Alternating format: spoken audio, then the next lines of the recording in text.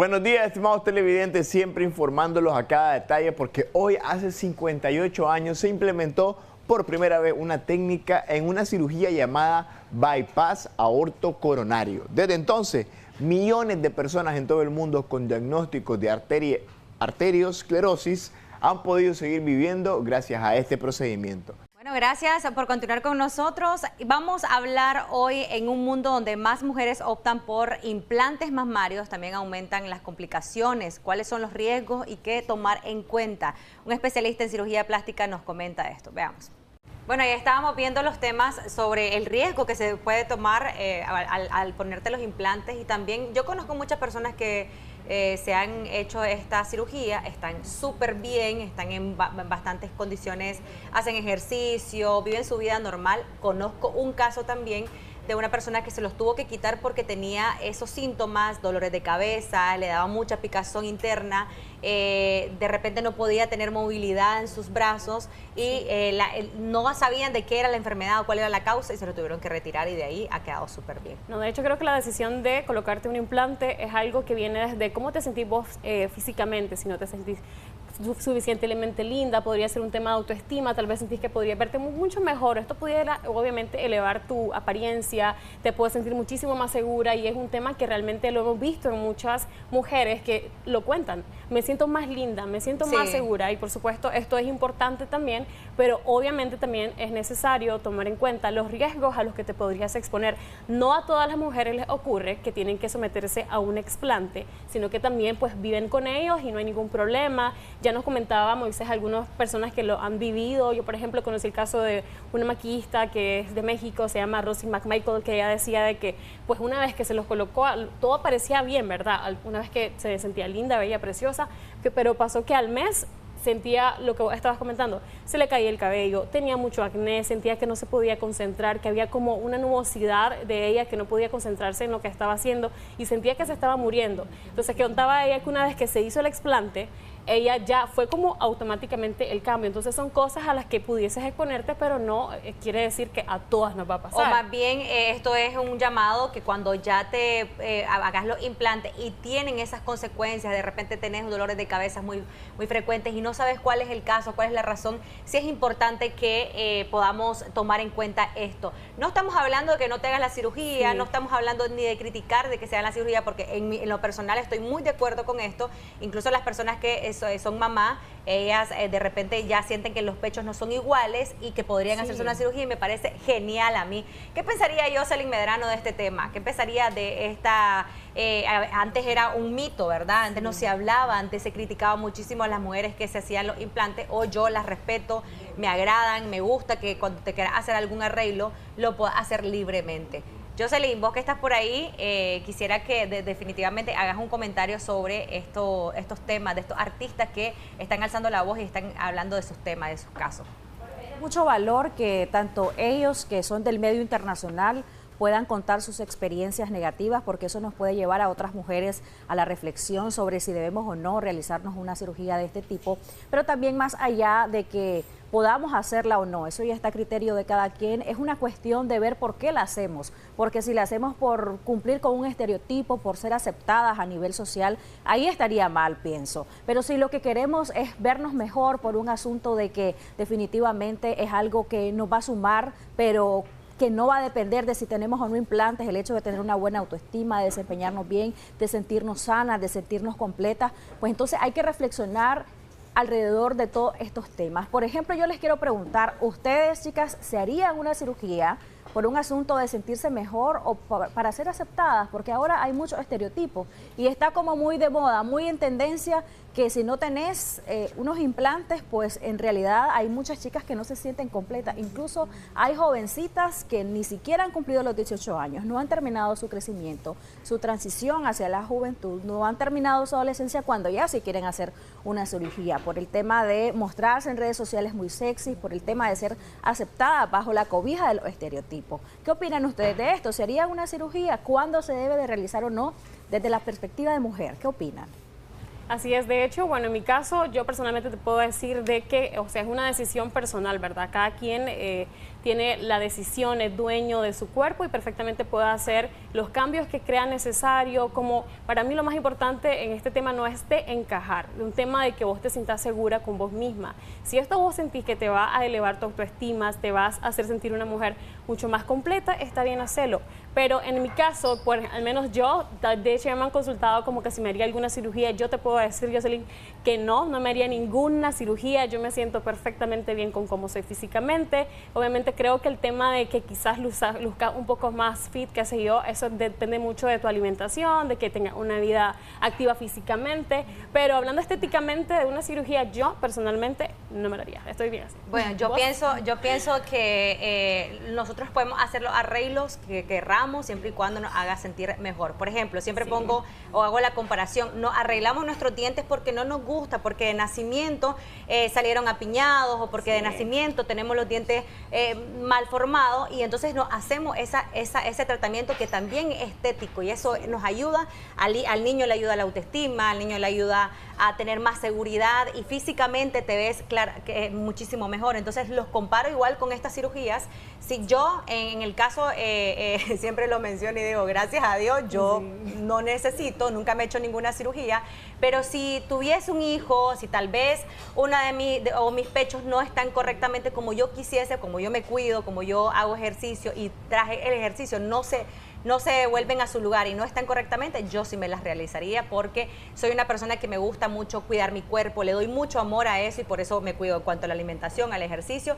Y creo que estos complementos, como así nos arreglamos el cabello, nos cambiamos el color de cabello, todas estas cosas incluyen en la parte estética y no tienen que ser ni juzgadas, ni criticadas, ni tampoco decir de que no tiene autoestima solo porque se hace algún arreglo, porque entonces todas las cosas que son uña, piel, cabello, tendríamos que criticar eso, juzgarlo. Además de eso, también tomar en cuenta que el tema de los implantes ha sido un tema muy bueno e importante, por ejemplo, para las mujeres que se someten a cirugías en las cuales por cáncer de mama se ven obligadas a que les retiren sus senos y esto realmente viene a obviamente ayudarles a hacerles sentir un poco mejor, entonces también hay que valorar en este punto. Hay personas, por sí ejemplo, de nacimiento no viene simétrico los pechos, hay un pecho que le crece menos que el otro, entonces hay situaciones que obviamente hay que valorarlas y como decía Jocelyn, si te lo vas a hacer solo para que te acepten, entonces vas a tener que ir operándote poco a poco todo, porque nunca te vas a sentir aceptada.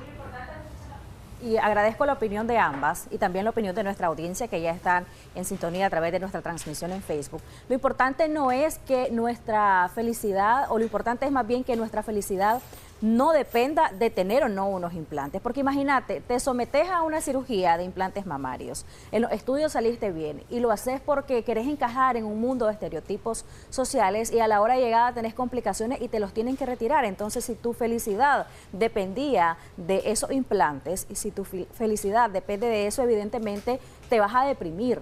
Lo importante es hacerlas conscientemente, si te lo vas a hacer, que no sea porque con implantes vas a ser feliz y sin ellos no. Entonces ahí está, me parece, la situación que marca la diferencia a la hora de tomar una decisión de estas. No hay que satanizar todas las cirugías de implantes mamarios, porque no en todas las mujeres van a tener complicaciones, pero sí debemos de estar muy conscientes de que tengamos o no implantes, tengamos o no cirugías plásticas, somos mujeres completas.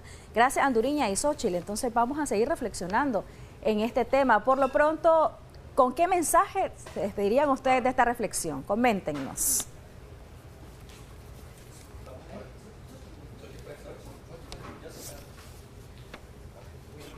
Adelante. Bueno, realmente mi mensaje sería de que tratemos de aceptarnos, ¿verdad?, nosotros mismas como somos. Y sí, efectivamente, sí hay aspectos que quizás nosotros pudiésemos mejorar y si realmente es necesario pasar por un cirujano, pues realmente podemos hacerlo. Creo que al final todos tenemos el derecho, ¿verdad?, de poder elegir cómo queremos vernos, cómo podemos cambiar, cómo podemos obviamente sentirnos mejor, pero nunca hay que dejar de lado, ¿verdad?, que siempre hay pros y contras y lo más importante es evaluar con qué cirujana nosotros vamos a someternos a este proceso, porque esto es clave en este tipo de cirugías que obviamente pudiesen cambiarnos la vida para bien, pero también lamentablemente cuando hay una mala praxis esto puede terminar mal también. Eso me gusta muchísimo ese último comentario, es lo que yo iba a decir. Cuando usted se vaya a hacer un procedimiento, no escatime en que es más económico que se lo realizó la otra persona y le resultó bien. No, investigue. Esto es como cuando le querés comprar a una empresa algo, vas a cotizar en varias. Entonces así, cotice en varios cirujanos, investigue los casos. Gracias a Dios tenemos esa oportunidad de ver a quién han operado, cuáles son los casos que ha realizado y los casos de éxito, por supuesto, y los de fracaso, porque en todo médico siempre hay como algunos comentarios. Esas clínicas que tal vez no están certificadas, médicos que no están certificados, por favor tengan mucho cuidado, hagan esos estudios porque están poniendo en riesgo su vida, un proceso estético que va a quedar para toda la vida, y si no te gusta cómo quedó, entonces al final venís acarreando otras consecuencias y otros problemas de autoestima y de todo lo que estábamos hablando. Así que, como decías, Jocelyn, no vamos a satanizar las cirugías plásticas, pero sí hacerle el llamado de que sea con mucha conciencia, con mucha responsabilidad, y por supuesto tiene que saber que implica la parte económica. O sea, no es que también cualquiera que te opere porque cuesta barato lo voy a hacer, no, tenés que implicar esa responsabilidad económica. No, definitivamente estos dos aspectos son muy importantes, por eso Jocelyn Medrano ya está acompañada con expertas en este tema, ¿verdad?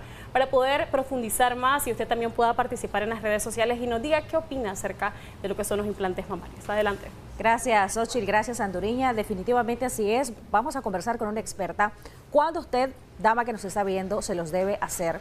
¿Cuándo no? ¿A qué edad es pertinente hacerlo? ¿Qué aspectos debe considerar antes de? ¿Y cómo estar consciente de las consecuencias y del seguimiento? No es que te pusiste los implantes y ahí finalizó todo, no. Hay que dar un seguimiento porque se debe ver la condición en la que esté el implante años después, si es necesario cambiarlos a los 10, a los 20 años y todo esto que implica una cirugía de implante mamario. La doctora Xochitl Centeno está con nosotros para abordarlo desde el punto de vista ginecológico en esta mañana. Doctora, bienvenida, gracias por acompañarnos. Yo decía hace unos minutos en conjunto con las muchachas que hay jovencitas que están en la etapa de la adolescencia y sienten que no tienen ya crecimiento mamario y que probablemente no lo van a tener. Y desde en ese momento ya quieren hacerse una cirugía estética. Comencemos hablando precisamente de esto, la desesperación por encajar en un estereotipo y cómo estas adolescentes pueden afectar su salud. Buenos días, gracias por la invitación. El tema en sí es muy bonito por el hecho de que, como usted lo menciona, muchas adolescentes lo piden de regalo de cumpleaños, de regalo de graduación. Sí. El desarrollo mamario es un proceso complejo que puede iniciar desde los 8 años, pero nosotros tenemos que estar conscientes de que existen factores asociados a nosotros que nosotros no vamos a modificar. Por ejemplo, el hecho del peso, ¿verdad? Nosotros podemos... no vamos a poner un niño a dieta, sin embargo, el tamaño mamario también depende del peso que nosotros tengamos, la genética, ¿verdad? Cómo es mi mamá, cómo es mi abuelita, cómo son mis hermanas.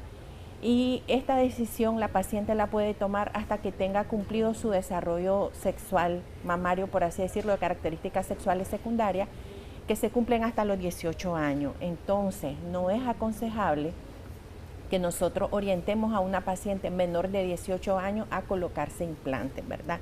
Esto lo vamos a decir bien claro porque lo primero es, cuando uno decide ponerse un implante, lo ideal, ¿verdad? Primero es hacer una valoración psicológica para ver si la paciente no tiene otros trastornos psicológicos o psiquiátricos que vayan a interferir en la decisión de hacerse o no esta cirugía. Recordemos que hay pacientes que pueden desarrollar adicción a las cirugías plásticas. Se someten al procedimiento, pero después no es suficiente. Estamos hablando de adolescentes. Entonces ya después para ellos no fue suficiente, quieren un volumen más grande. Muy de acuerdo con lo que dice la doctora, ¿verdad? En la entrevista, la cirujana plástica que es la experta en el tema, de que los pacientes se tienen que someter a exámenes médicos previos, pero también se tendría que pedir una valoración psicológica, claro, ¿verdad? Por este tema. En el caso de las adolescentes también tenemos que tomar en cuenta el deseo de fertilidad en el futuro. ¿Se puede dar lactancia con implantes? Sí se puede dar. Sin embargo, para algunas pacientes va a ser una experiencia normal y tranquila y para otras pacientes va a ser un poco más complicada, porque de hecho la lactancia también puede dar muchas molestias en sí, es un proceso normal fisiológico, pero recordemos que hay aumento del volumen de las mamas de forma natural por la acción hormonal, la eyección de leche, que casi todas las pacientes en algún momento desarrollan mastitis, las molestias, y entonces tenemos que tomar en cuenta todito nuestro plan de vida para tomar esta decisión. Nos envían saludos, doctora, desde Nueva Guinea, y nos decía una amiga hace unos minutos que Dios nos hizo a su imagen y semejanza y no debemos de centrarnos solamente en la apariencia física, sino en nuestra condición psicológica, que estemos bien y que no pongamos nuestra felicidad en dependencia de la apariencia física. Y preguntan también si una persona, en este caso pues una dama, que ya tiene un diagnóstico de BRAF2, se puede hacer una cirugía de implante mamario. Y esta pregunta nos lleva al tema de cuándo definitivamente no te puedes hacer una cirugía. Ya la experta en cirugía plástica nos daba algunas orientaciones a rasgos generales, pero también desde el punto de vista ginecológico. Por ejemplo, hay mujeres, doctora, que tienen irregularidad menstrual, que tienen ovarios poliquísticos, que hormonalmente siempre viven como en un torbellino de sus hormonas.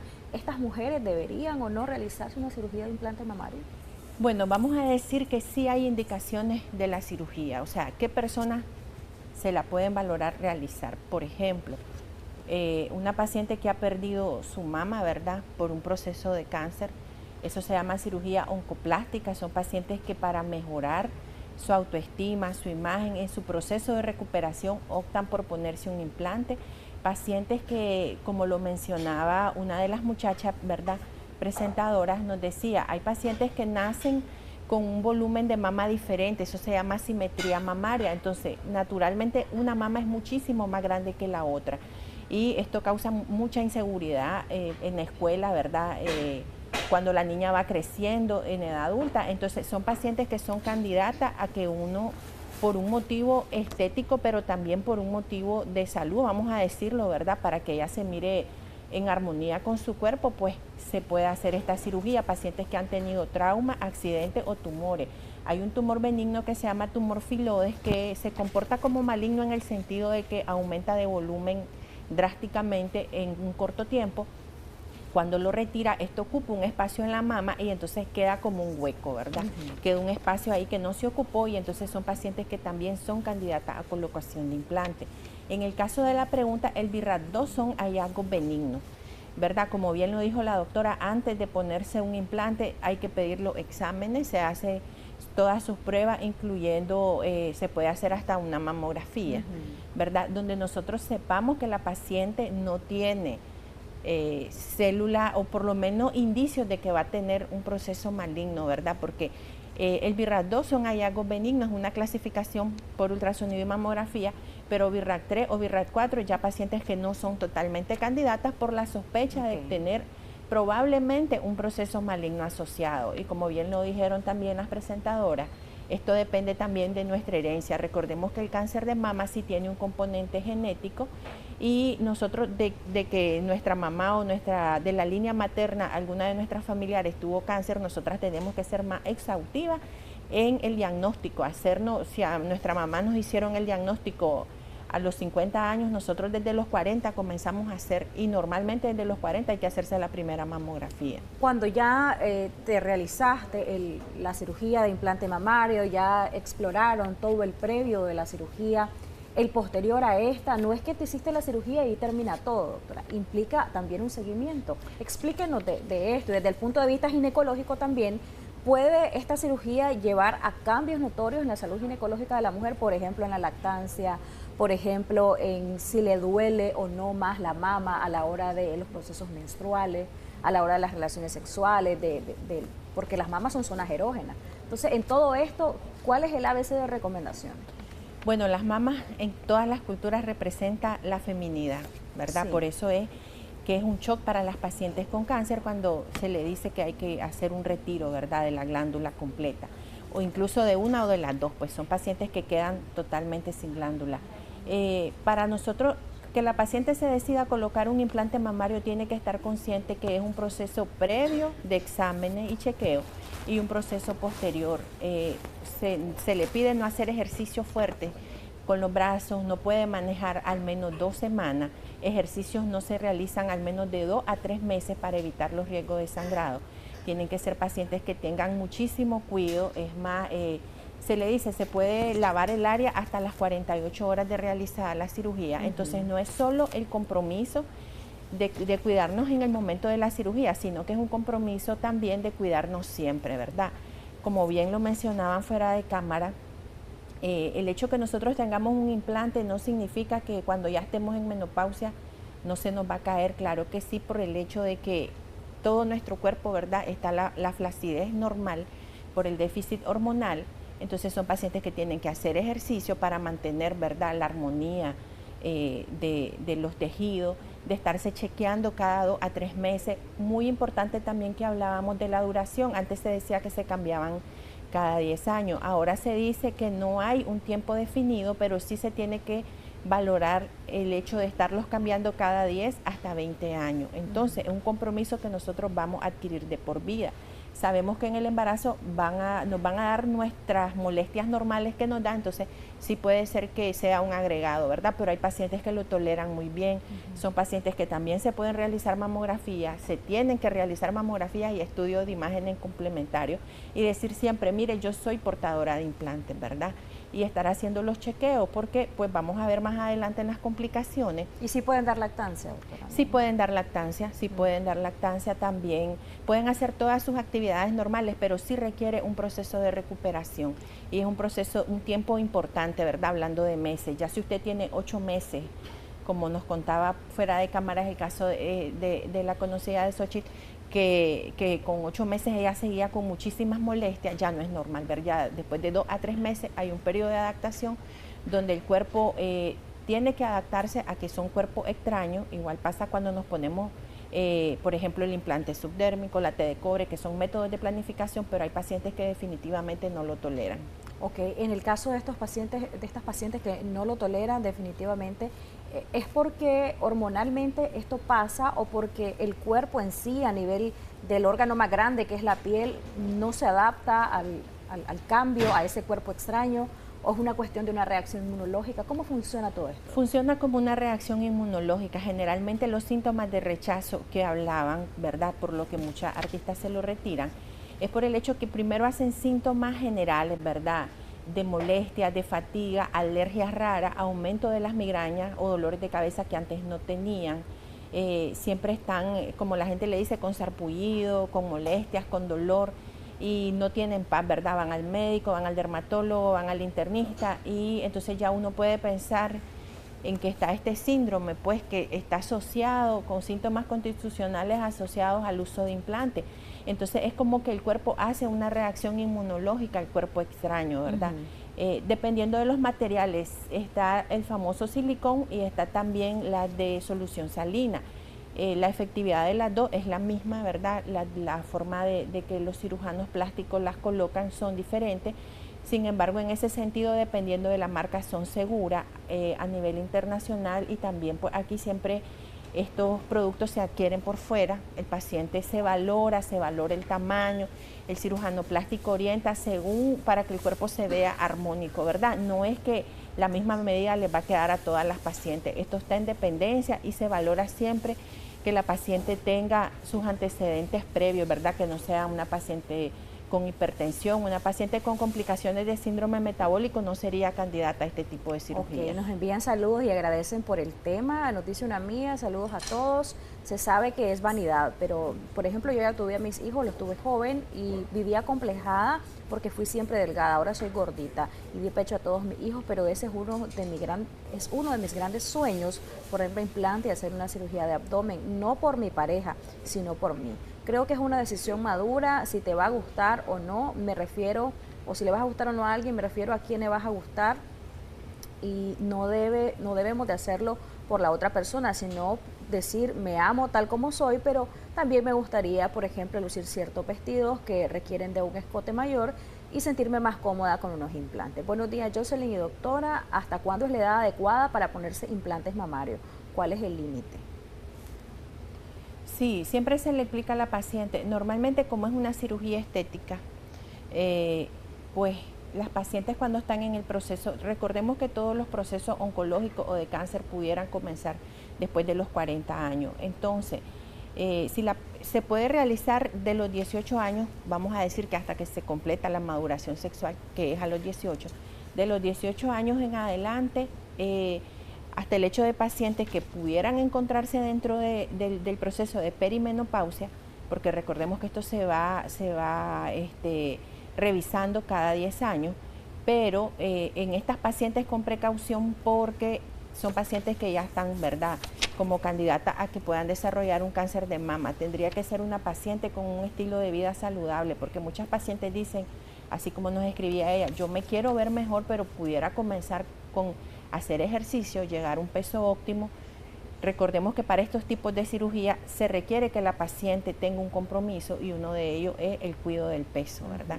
Es importante, igual como cuando uno se hace una manga gástrica, sí, uno sabe que no va a comer igual, entonces en este proceso comienza desde eso, hacer bastante ejercicio, tener un peso adecuado, siempre y cuando las condiciones médicas lo permitan, es el límite, ¿verdad?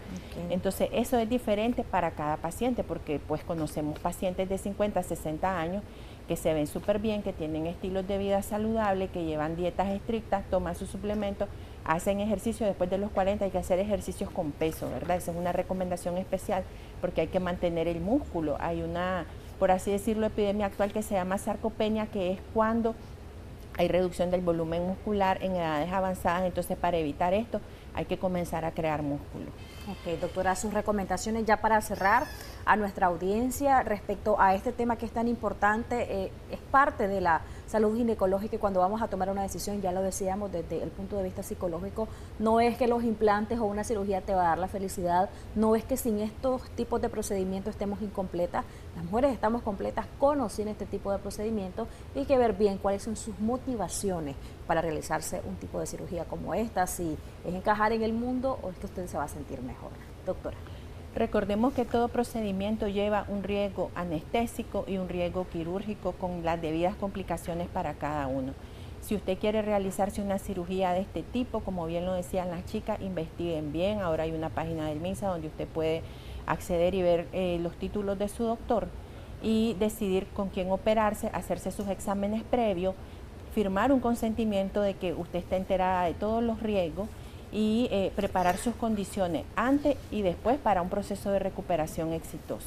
Gracias, doctora Xochitl Centeno. En pantalla ha aparecido cómo usted puede contactar a nuestra especialista. Recuerde siempre amarse mucho, que su felicidad no dependa solamente de lo físico, de lo exterior o de cómo los demás quieran verla. O para ser feliz a alguien usted va a hacer un cambio. No, lo importante es que lo haga porque usted se va a sentir bien, porque usted cree que lo necesita y no porque va a situar su felicidad en este tipo de cambios quirúrgicos que pueden ser o no necesarios en dependencia de la situación que usted enfrente. Pero no ponga toda su felicidad centrada ahí, no por encajar en la sociedad. Vamos a una pausa, ya regresamos con mucho más que Sacar Acción 10 en la mañana.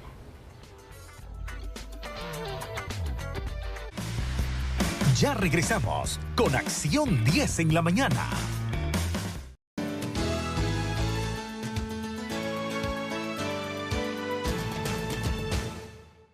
Gracias, Odili Vargas, así es. Hoy en consulta con el especialista hablaremos acerca de la hiperlipidemia, quiere decir lo que es el exceso de colesterol en la sangre. Nosotros a usted le invitamos a que nos sintonice en nuestra página de Facebook, ahí aparecemos en Canal 10 Nicaragua para que nos deje su consulta y también este día puede usted llevarse 3 certificados para conocer un poquito cómo anda su salud, hacerse un chequeo general, por supuesto chequeos que quizás usted no se haya hecho, siempre y cuando estén relacionados a este tema, por supuesto para conversar sobre esto nos acompaña acá en estudio el doctor Jorge Manzanares, a quien le damos la bienvenida y agradecemos siempre que venga a hablar con nosotros sobre estos temas. Gracias, ¿cómo está, doctor Jaime, por acompañarnos acá en la revista Acción 10 en la mañana? Por la gracia de Dios, muy bien, muy buenos días, licenciado, y buenos días, estimados televidentes de Canal 10, que Dios los bendiga a todos. Y vamos a hablar un tema de gran importancia, que es la hiperlipidemia. Esta enfermedad la están padeciendo miles de personas aquí en Nicaragua, y es una enfermedad caracterizada por un trastorno genético metabólico caracterizado por la elevación de los lípidos en la sangre. Los lípidos son las grasas, como el colesterol, los triglicéridos, elevación en el colesterol malo, de lipoproteínas de baja densidad que debe estar menor de 100, entre más alto de 100 está mayor riesgo de un infarto, disminución del colesterol bueno, de lipoproteínas de alta densidad, que es el colesterol HDL.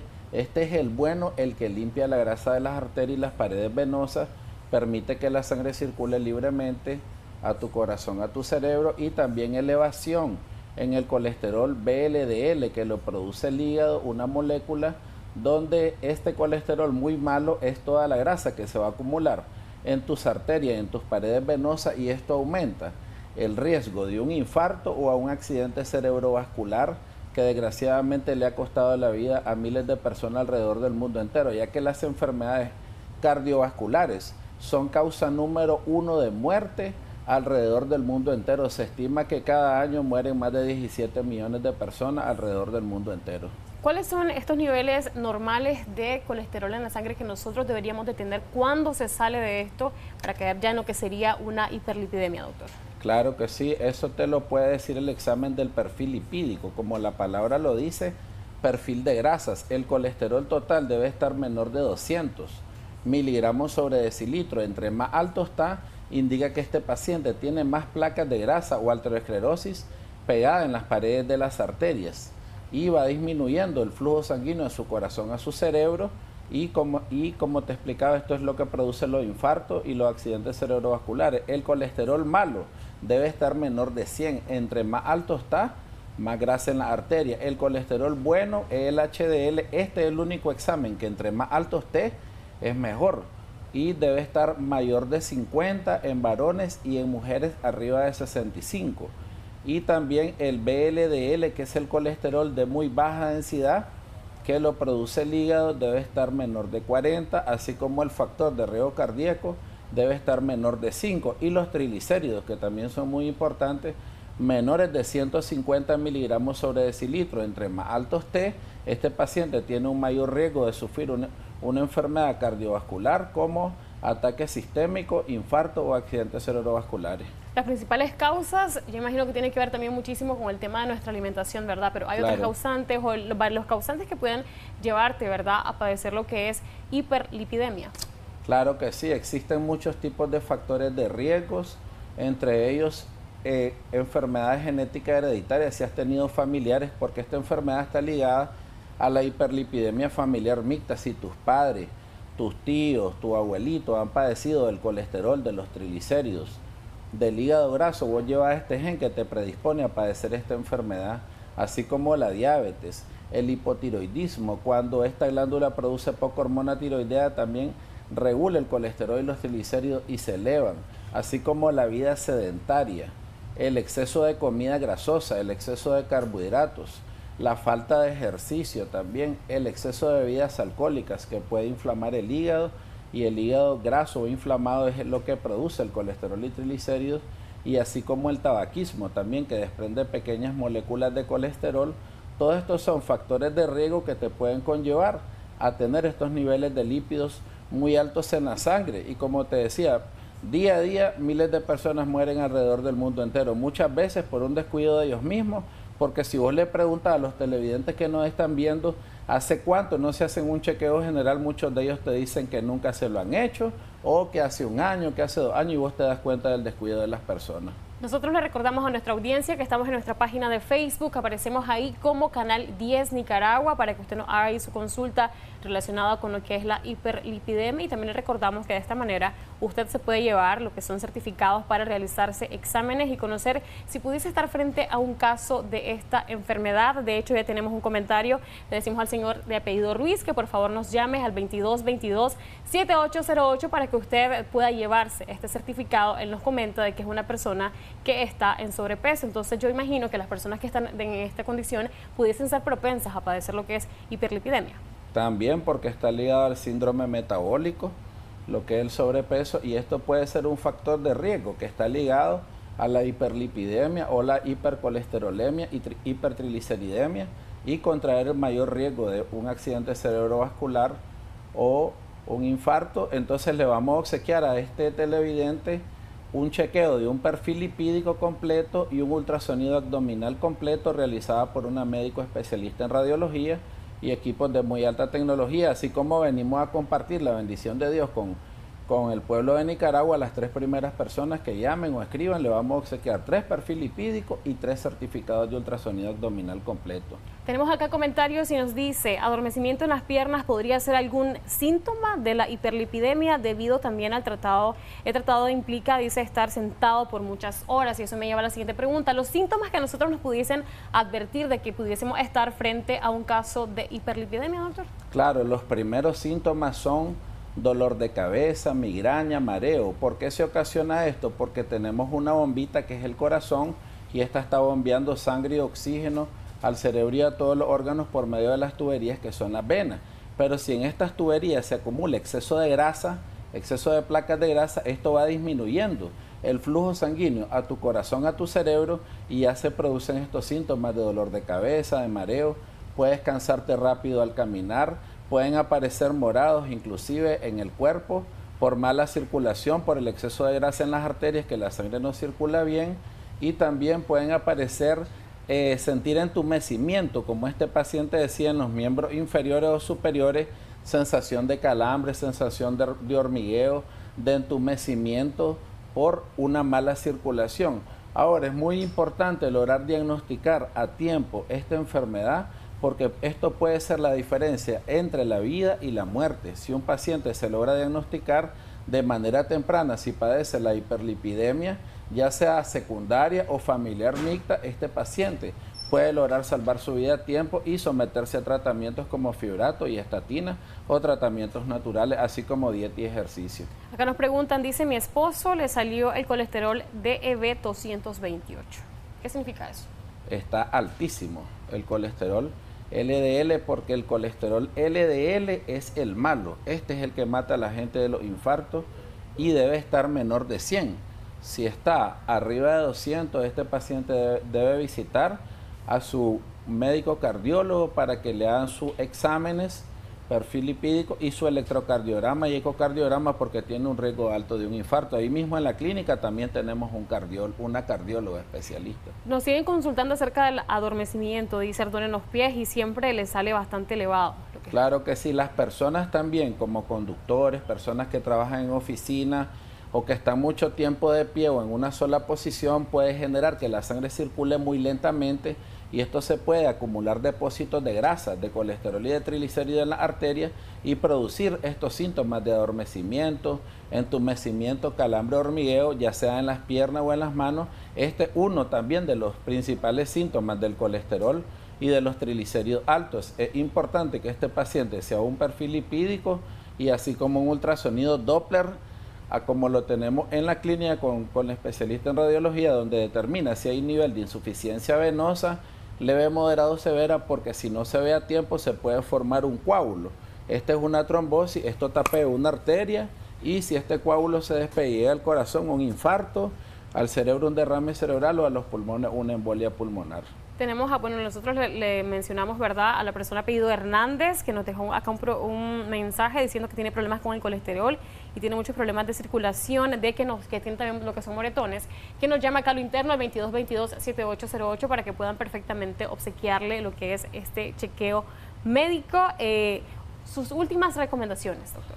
Sí, claro. Siempre a los televidentes les recomendamos hacer un chequeo médico al menos cada 6 meses, porque muchas personas llegan con el colesterol y triglicéridos altísimos y se le pregunta ¿hace cuánto no se hacían examen? Y te dicen que hace años. Entonces esto es un gran descuido que muchas veces le ha costado la vida a miles de personas en Nicaragua. Este mes vamos a tener grandes promociones, ¿verdad? Que es el mes de la mujer, de las madres, también con exámenes de laboratorio que lleva el perfil lipídico, el perfil hepático, orina, biometría, ácido úrico, 500 Córdoba, y hay un chequeo más completo, perfil lipídico, hepático, reumático, renal, y los exámenes básicos, ácido úrico y creatinina, 1,000 pesos, y la radióloga que hace el ultrasonido abdominal, renal y pélvico de mujeres, 500, y abdominal renal prostático de varones, 500. Este es un rastreo de todos tus órganos para ver hígado graso, piedra en la vesícula, quistes, miomas, algún tumor, pero también tenemos todas las especialidades, cardióloga, uróloga, ginecóloga. Pueden entrar en la página de Facebook del Laboratorio Biodiagnóstico, estaremos rifando otros 3 certificados a las personas que comenten, que compartan en este mes de mayo, la única recomendación es llegar en ayunas y llevar la muestra de orina. Estamos ubicados el Ministerio del Trabajo, 3 a Laguna Arriba, Ministerio del Trabajo 3 a Laguna Arriba, y ahí está mi teléfono. En pantalla, con gusto me pueden llamar. Que Dios los bendiga a todos. Muchísimas gracias, doctor Jaime Manzanares, por esa información tan importante y por supuesto estas recomendaciones. Solamente nos hacía falta un certificado para que usted continúe marcando, ¿verdad?, las personas que dejaron sus comentarios en nuestra página de Facebook al 2222-7808. Nosotros así hacemos un breve corte comercial. Ya regresamos con más de su revista Acción 10 en la mañana.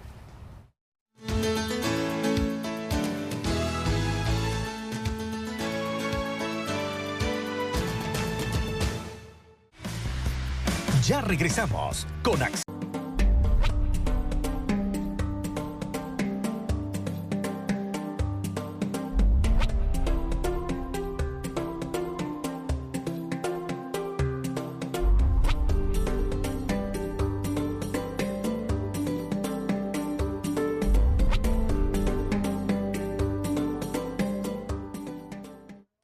Vamos a conversar sobre un tema que está dando la vuelta al mundo también y sobre todo nicaragüenses.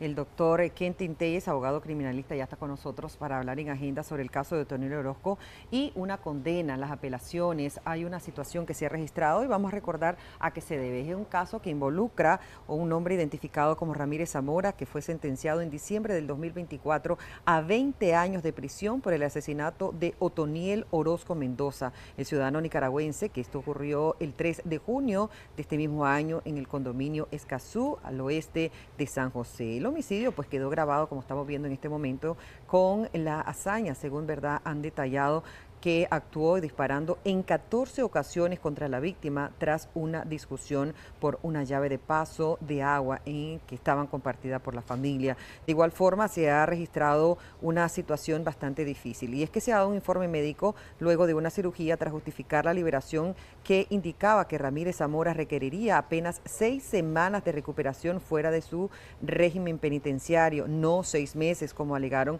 los defensores del condenado. Esto ha generado pues bastante indignación. Se ha dicho que el abogado de la familia también se ha rodeado de una serie de irregularidades del caso. Ha cuestionado también al Tribunal de Pavas que cambiara la medida cautelar sin ningún fundamento y permitiendo que el sentenciado cumpla su condena en casa sin brazalete electrónico y con visitas policiales apenas una vez por semana. La indignación se ha realizado. Críticos además señalan que el alto riesgo de fuga, dado que Ramírez Zamora posee los recursos económicos necesarios para abandonar el país, es alto. Es sumamente preocupante entre quienes residen cerca de su domicilio. Pero vamos a conversar de este tema y la decisión del Tribunal de Apelaciones en Costa Rica de darle este cambio de prácticamente del estado que estaba, ¿verdad? De prisión hacia su vivienda. El doctor Kentin Telles, bienvenido. Gracias por acompañarnos, doctor.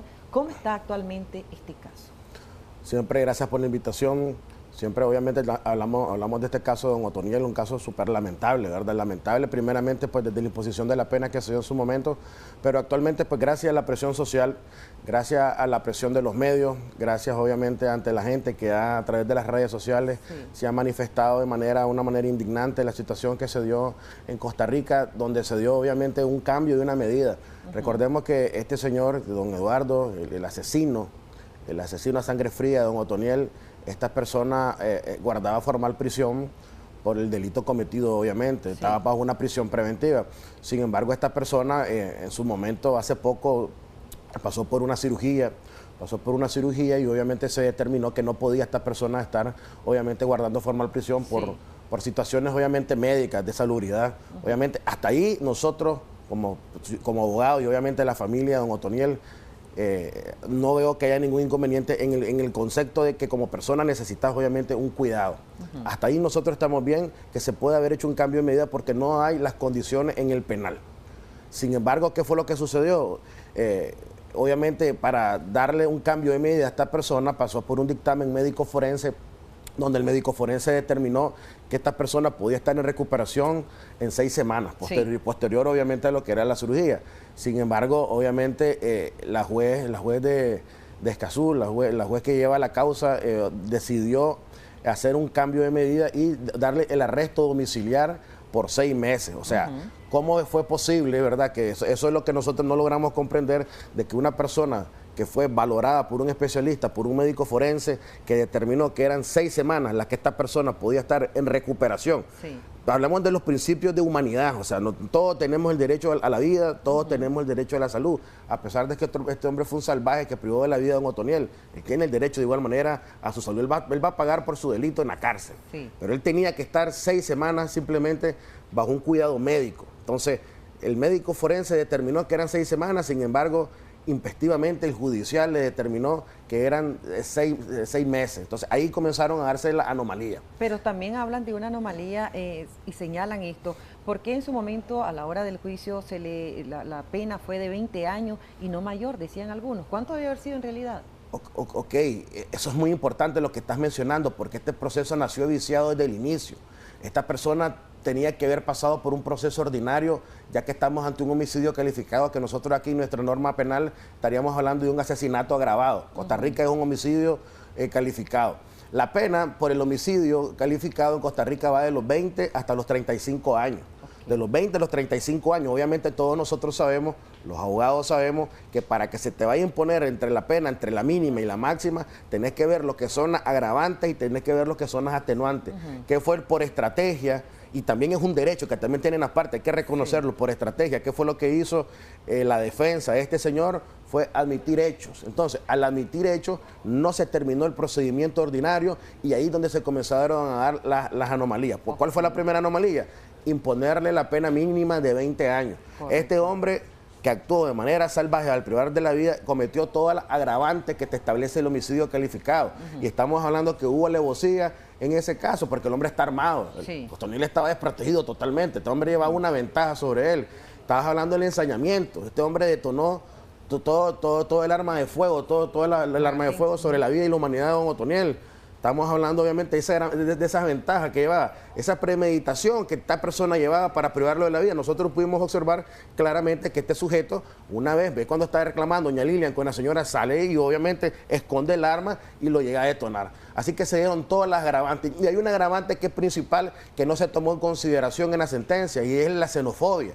Porque recordemos, y hay que mencionarlo, el Código Penal en Costa Rica establece, y hay una reforma a lo que es el delito de homicidio calificado, y te establece una de esos requisitos para que se establezca el homicidio calificado es la xenofobia. ¿Por qué estamos hablando de este caso hay xenofobia? Porque estamos hablando que era un nicaragüense. Estamos hablando que era una persona que estas personas los vivían ofendiendo como nicaragüenses tales. Y entonces obviamente estas personas no pudieron soportar de que esta persona, que era don Otoniel y su familia, tuvieran una vida cómoda, tuvieran una vida en un condominio, un nicaragüense que llegó cero y llegó a triunfar a Costa Rica. Entonces hay obviamente el hecho de la xenofobia, está el odio y el desprecio por la vida humana al venir a esta persona y detonarle todo el arma de fuego sobre la humanidad de este señor. Así que se dieron todas las circunstancias agravantes del delito del homicidio calificado para que esta persona se le impusiera una pena de 35 años. Correcto. Sin embargo, vamos a decir lo siguiente, está bien que haya admitido hechos.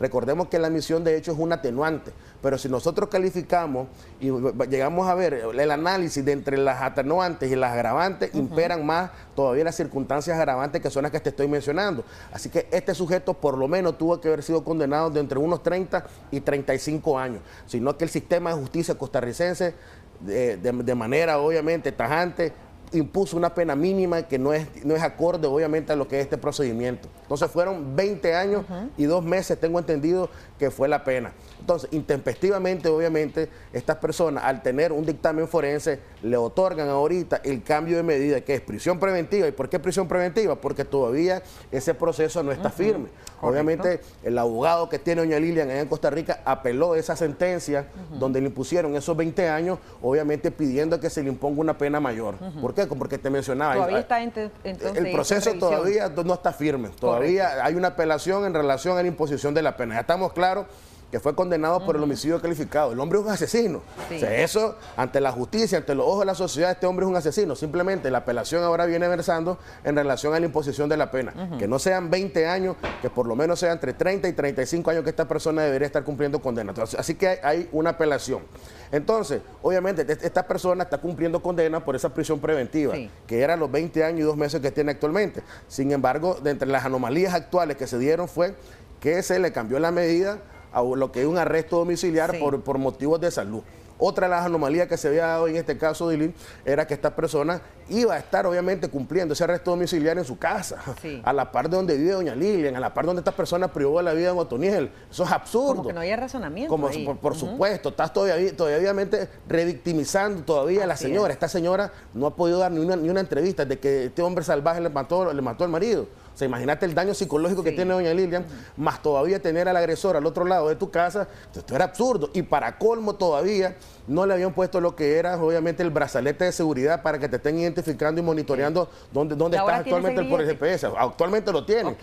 Y no le habían puesto ni el brazalete de seguridad y un custodio o un agente de la policía, la OIJ, iba a estar por lo menos llegando una vez a la semana a ver que esta persona estuviera. Imagínate, en 6 meses esta persona Así se podía fugar. Entonces, por la presión social, por los medios de comunicación que han hecho este tipo de entrevistas que son oportunas para obviamente evitar este tipo de violación a los derechos de las personas, obviamente, y por la gente que ha reclamado a través de las redes sociales, obviamente quedaron sorprendidos. El Poder Judicial hizo presión, este judicial hizo una reforma obviamente en relación a esa resolución, a ese fallo. Entonces, ¿qué fue lo que mencionó actualmente? Que se le iban a poner a esta persona ese brazalete de seguridad para que esté monitoreado y se sepa exactamente a dónde está, y el cambio de domicilio para que esté cumpliendo el arresto domiciliar en otro lugar que no vaya a ser contigo a la casa que tiene doña Lilian, o sea, donde habitaba esta persona. Entonces, y adicional a ello, igualmente se está apelando de esta resolución, se está apelando para que se cumpla lo que determinó el médico forense. Estas personas son 6 semanas, lo que dice un médico forense, que puede estar en recuperación en otro lado, y después de 6 semanas, al día siguiente, esta persona tiene que ser trasladada a la cárcel. Es cierto que no estamos hablando que está en libertad, pero un arresto domiciliar, tenés televisión, tenés todas las comodidades, tenés aire acondicionado, tenés todas las facilidades de comer lo que vos querrás, etcétera. Exacto. O sea, perfectamente, es casi De que como lo visiten. y que lo lleguen a visitar. Es como que estés y no tener alguien que te vaya a prohibir que te estés relacionando con determinadas personas, Correcto. etcétera. Estas personas como que estuvieran en libertad. Así que cuando se cumplan, si Dios quiere, el Poder Judicial, cuando se haga esta apelación con el juez de alzada, vaya a determinar que se tiene que cumplir lo que determina el médico forense, esta persona debería estar 6 semanas completas en su casa y al día siguiente ser regresado inmediatamente al penal a cumplir su condena. Correcto. Vamos a leer mensajes de texto que nos hacen llegar a través de nuestra página en Facebook, Canal 10 Nicaragua. Muy buenos días, viví en Costa Rica, pasé mi niñez y adolescencia estudiando allá, viví tanto bullying y existe tanto odio hacia nosotros los nicas, y claro, también tengo amistades costarricenses, buenas personas, nos dicen por acá parte de los comentarios. Doctor, ¿qué puede hacer y apelar la familia en relación a esto de no llegarse a un consenso y que pues prácticamente las autoridades costarricenses, el Tribunal de Apelaciones digan no al lugar, yo mantengo esta medida de casa por cárcel, por decirlo así, y va a estar y cumplirla por 6 meses? Es importante determinar primeramente lo que te mencionaba. Hay 2 apelaciones actualmente ahorita. Sí. Una es la apelación de la sentencia donde se determina la responsabilidad de este sujeto como un asesino y la imposición de la pena. Se apeló de los 20 años, Sí. que debería de ser más. Y está la apelación ahorita que versa en relación a que la judicial le está otorgando más tiempo a esta persona un arresto domiciliar, que es, en vez de 6 semanas, a 6 meses. Entonces, vamos a esperar la resolución. Es muy importante sacar en relación esto, Odili, es la presión social de los medios. Hay un comunicado que sacó el Poder Judicial de Costa Rica hablando específicamente, y eso salió en uno de los medios, de los medios de publicidad, de los medios de rotación nacional. Sí. Hay una comunicación que sacó el Poder Judicial de Costa Rica antier, donde claramente refiere específicamente al caso de Don Otoniel, y están claros ellos de la situación que se había dado, porque obviamente hicieron una reversión de un fallo atroz, de un fallo aberrante, que era obviamente mandar obviamente a este agresor, a este asesino a la par de donde vivía doña Lilian, y todavía adicional a eso sin medidas de seguridad. Eso era algo aberrante en la justicia costarricense. Sin embargo, gracias a Dios por la presión social, gracias a Dios por los medios de comunicación, obviamente estas personas obviamente hicieron tal presión que esta juez fuera a revertir ese fallo, lo fuera a hacer una modificación.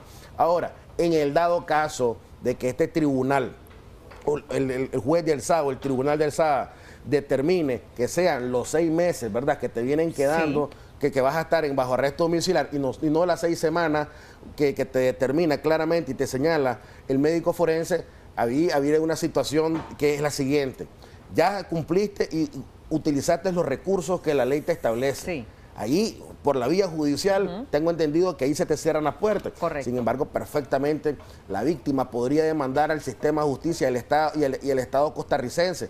¿Por qué? Ante la Corte Interamericana de Justicia. ¿Por qué estás hablando? Por una violación a tu derecho como víctima, a una violación al debido proceso, a una resolución claramente aberrante, a un fallo de no justicia. ¿Por qué?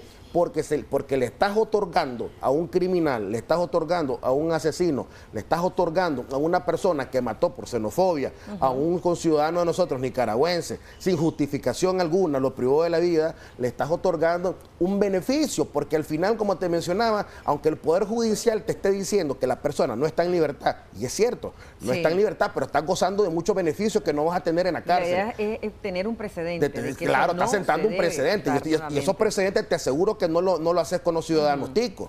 Esos precedentes lo estás haciendo con un ciudadano, obviamente, que falleció, que mataron, que privaron de la vida, que es nicaragüense, así como pasó con Natividad Canda, de igual manera. Condenado en más cantidades, si hubiese sido, ¿verdad? Claro, por supuesto. Imagínate, te mencioné todas las agravantes que tuvo este hombre. No fue simplemente un disparo, porque al final ponerle que la defensa quiso alegar legítima defensa porque la otra persona lo quería agredir. Espérate, le detonaste exactamente. Y hasta la condición, ¿verdad? Que estaban la víctima. La ventaja que llevabas un arma de fuego, ahí tenés la alevosía, tenés el ensañamiento, los 15 disparos.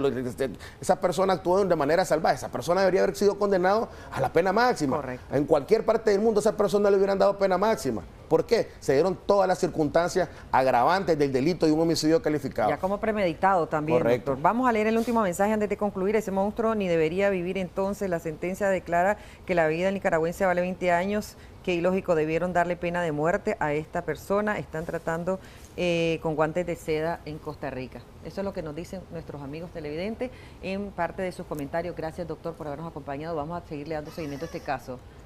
Ok, gracias siempre por la invitación y obviamente siempre hay que hacer presión. Recordemos que derecho que no se defiende es derecho que se pierde. Y podemos hacer presión también desde Nicaragua. Todos esos comentarios, ¿verdad? Los nicas que viven allá en Costa Rica, los nicaragüenses que estamos por acá, esperamos, ¿verdad?, que también se siga haciendo eco en todas estas solicitudes y estos pedimientos que hacen no solo a través de las redes sociales, sino también han realizado diferentes tipos de demandas al sistema judicial costarricense para que traten de revisar este caso. Gracias, doctor, por habernos acompañado. Hacemos una breve pausa, enseguida regresamos con más aquí en Acción 10 en la mañana.